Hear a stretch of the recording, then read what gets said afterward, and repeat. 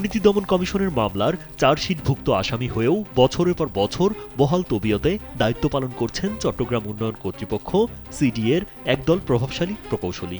অভিযোগ উঠেছে, রাজনৈতিক প্রভাব আর প্রশাসনিক নীরবতাকে ঢাল হিসেবে ব্যবহার করে তারা নিয়ন্ত্রণ করছেন হাজার হাজার কোটি টাকার উন্নয়ন প্রকল্প।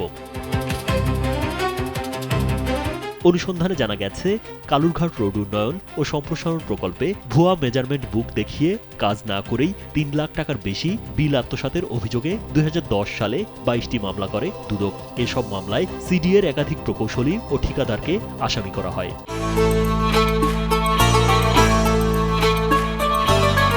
সিডিএর বর্তমান প্রভাবশালী প্রকৌশলী মোহাম্মদ হাসানকে পলাতক আসামি হিসেবে উল্লেখ করা হয়েছিল।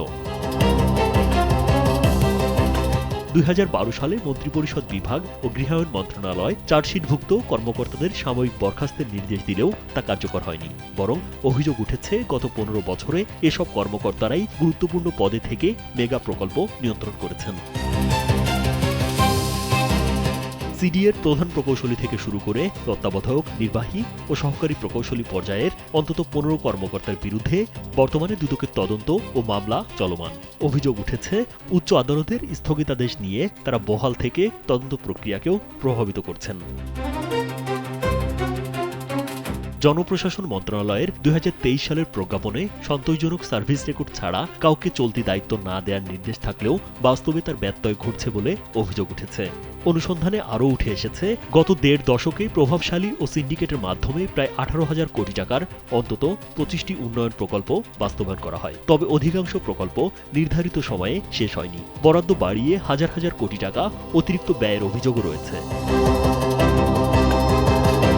এদিকে ভবন অনুমোদন, প্লট বরাদ্দ, নিয়োগ পরীক্ষা ও বিদেশ সফর নিয়েও অনিয়মের অভিযোগ উঠেছে সিডিএতে।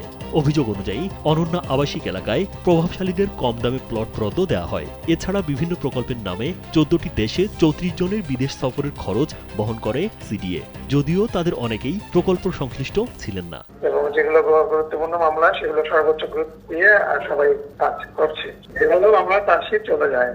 এগুলো মামলা যখন চার্জশিট যায় তখন দুর্নীতি দমন কমিশন থেকে তাদের যে ওই কর্মকর্তা যে মন্ত্রণালয়, সেই মন্ত্রণালয়কে প্রশাসনিক ভাবে জানানো হয়। পরবর্তীতে ওই মন্ত্রণালয় এবং কোর্টের এখতিয়ারে চলে যায়। ওনারা যা সিদ্ধান্ত নেবেন তাই হবে। দুদকের হাতে আর তখন আর কোনো থাকে না। তবে এসব অভিযোগ নিয়ে কথা বলতে সিডিএ চেয়ারম্যান প্রকৌশলী নুরুল কবিরের সঙ্গে একাধিকবার যোগাযোগের চেষ্টা করা হলেও তিনি সাড়া দেননি। ও গৃহায়ণ ও গণপূর্ত মন্ত্রণালয়ের কর্মকর্তারাও এ বিষয়ে মন্তব্য করতে রাজি হননি।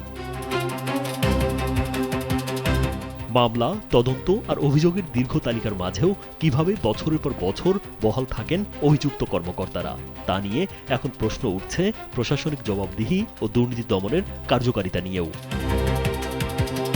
রাজীব বিশ্বাস, কালবেলা।